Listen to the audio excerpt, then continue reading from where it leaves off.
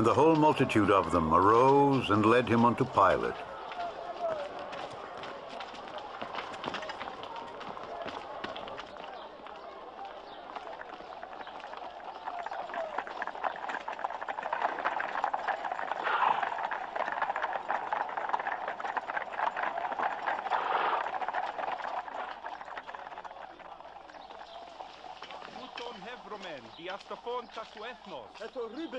And they began to accuse him, saying, "We found this fellow perverting the nation and forbidding to give tribute to Caesar, saying that he himself is Christ, a king." And Pilate asked him, saying, "Art thou the king of the Jews?" And he answered him and said, "Thou sayest it." Then said Pilate to the chief priests and to the people, "I find no fault in this man." And they were the more fierce, saying, "He stirreth up the people, teaching throughout all Jewry, beginning from Galilee to this place." When Pilate heard of Galilee, he asked whether the man were a Galilean. And as soon as he knew that he belonged unto Herod's jurisdiction, he sent him to Herod, who himself also was at Jerusalem at that time.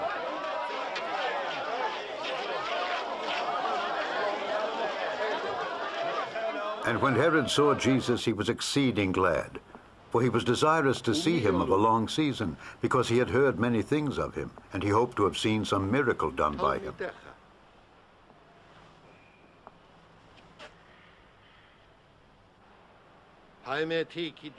Then he questioned with him in many words, but he answered him nothing. And the chief priests and scribes stood and vehemently accused him. And Herod with his men of war set him at naught and mocked him.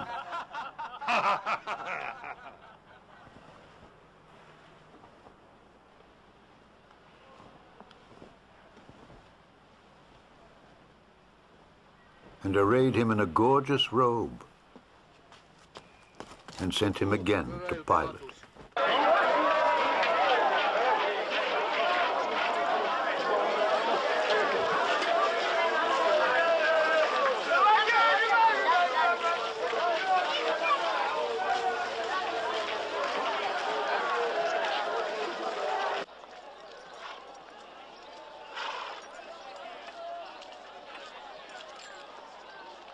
And the same day Pilate and Herod were made friends together, for before they were at enmity between themselves.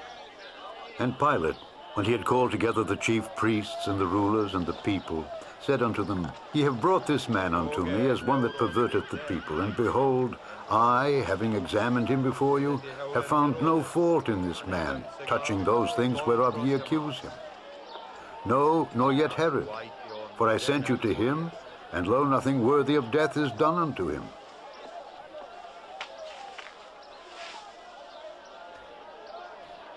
I will therefore chastise him and release him, for of necessity he must release one unto them at the feast." And they cried out all at once, saying, "Away with this man, and release unto us Barabbas," who for a certain sedition made in the city, and for murder, was cast into prison.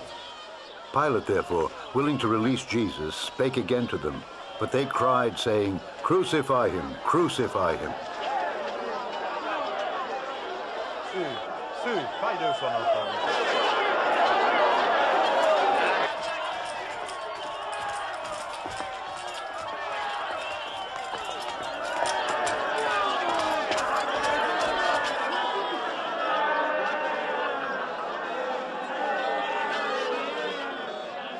And he said unto them the third time, "Why, what evil hath he done? I have found no cause of death in him. I will therefore chastise him and let him go." And they were instant with loud voices, requiring that he might be crucified.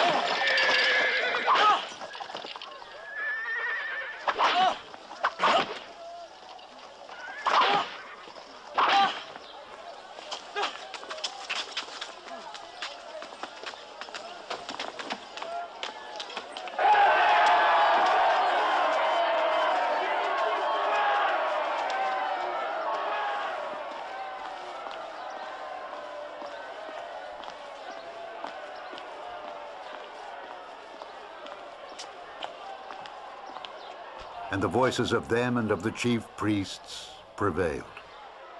And Pilate gave sentence that it should be as they required. And he released unto them him that for sedition and murder was cast into prison, whom they had desired. But he delivered Jesus to their will.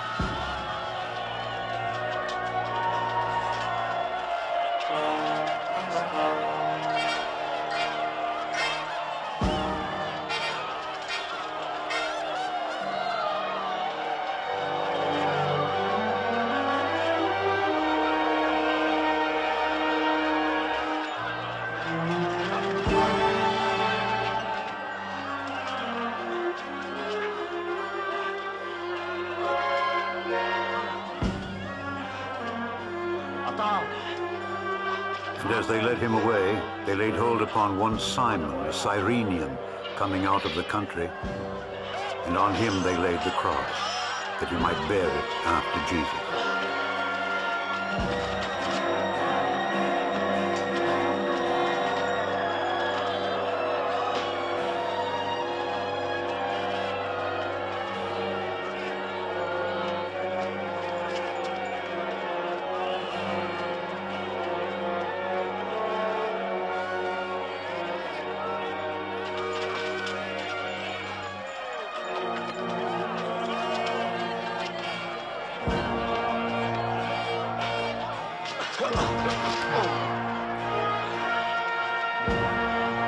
And there followed him a great company of people and of women, which also bewailed and lamented him. But Jesus, turning unto them, said, Daughters of Jerusalem, weep not for me, but weep for yourselves and for your children. For behold, the days are coming, in the which they shall say, Blessed are the barren, and the wombs that never bare, and the paps which never gave suck. Then shall they begin to say to the mountains, Fall on us, and to the hills, Cover us. For if they do these things in a green tree, what shall be done in the dry?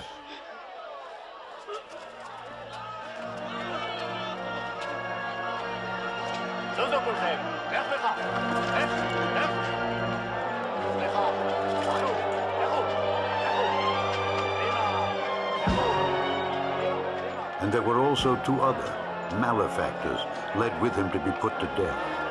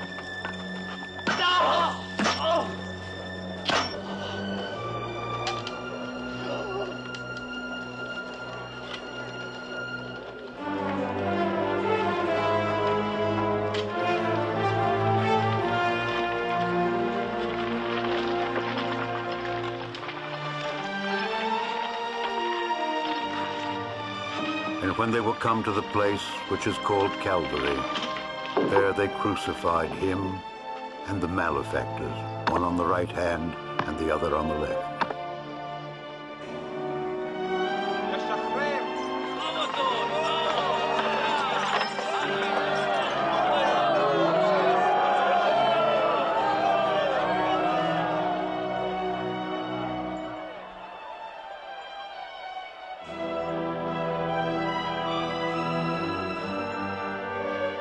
Then said Jesus, Father, forgive them,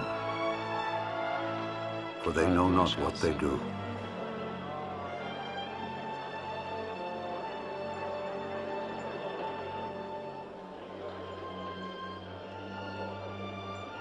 And the people stood beholding, and the rulers also with them derided him, saying, He saved others.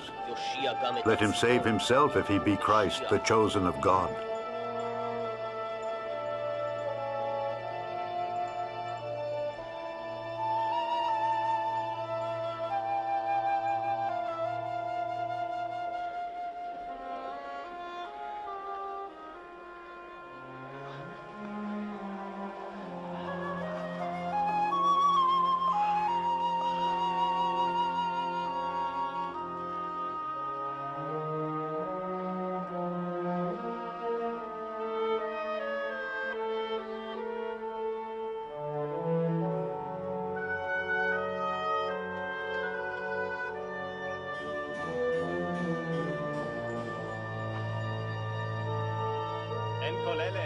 And they parted his raiment and cast lots.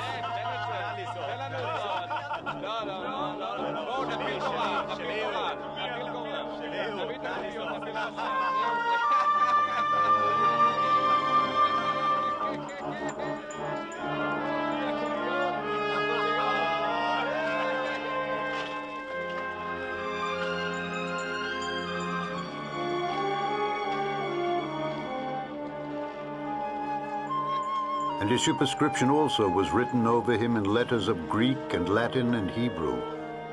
This is the King of the Jews.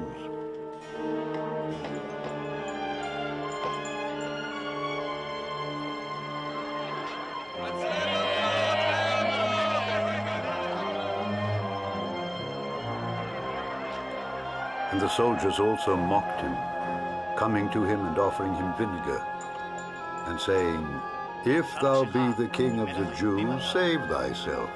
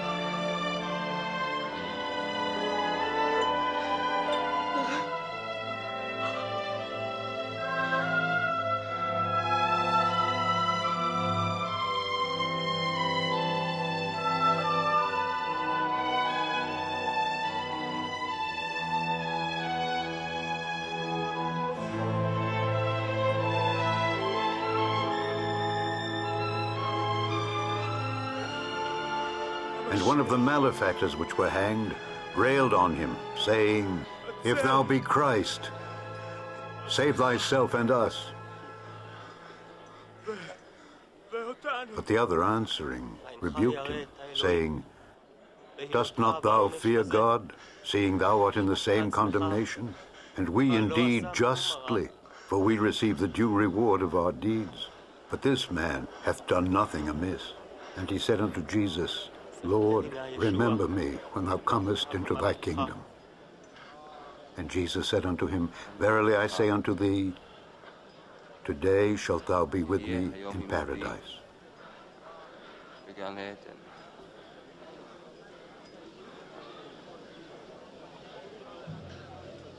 And it was about the 6th hour, and there was a darkness over all the earth until the 9th hour.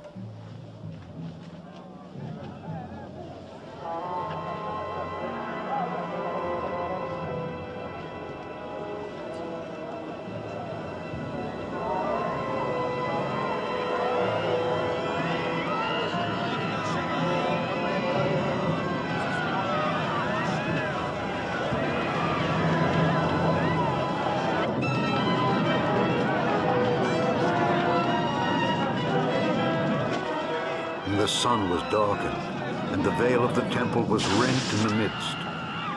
And when Jesus had cried with a loud voice, he said, Father, into thy hands I commend my spirit.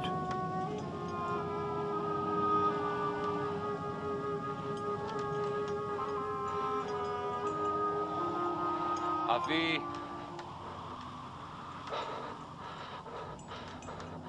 בידך אפקיד את נפשי. And having said thus, he gave up the ghost.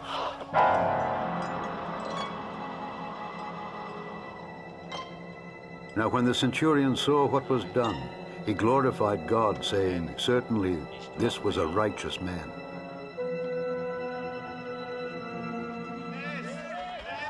And all the people that came together to that sight, beholding the things which were done, smote their breasts and returned. And all his acquaintance and the women that followed him from Galilee stood afar off, beholding these things.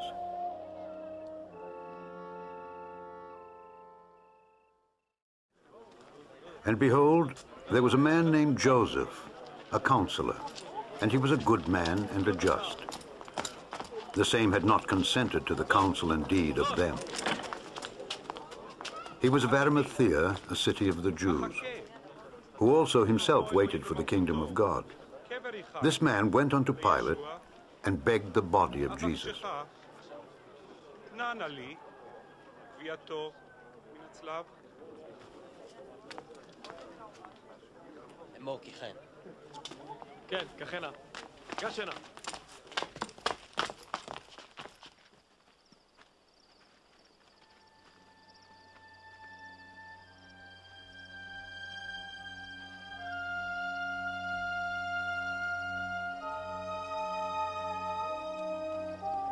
And he took it down and wrapped it in linen and laid it in a sepulchre that was hewn in stone, wherein never man before was laid.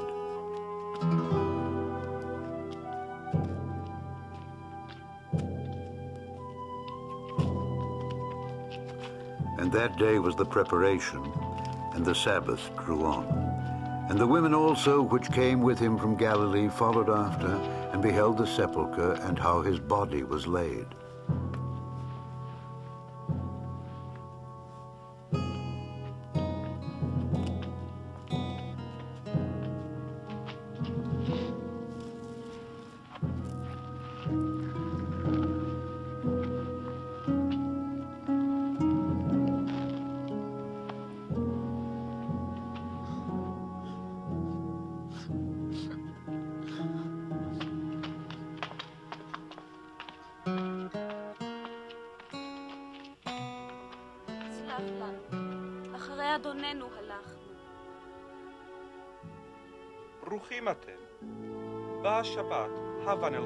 And they returned and prepared spices and ointments, and rested the Sabbath day according to the commandment.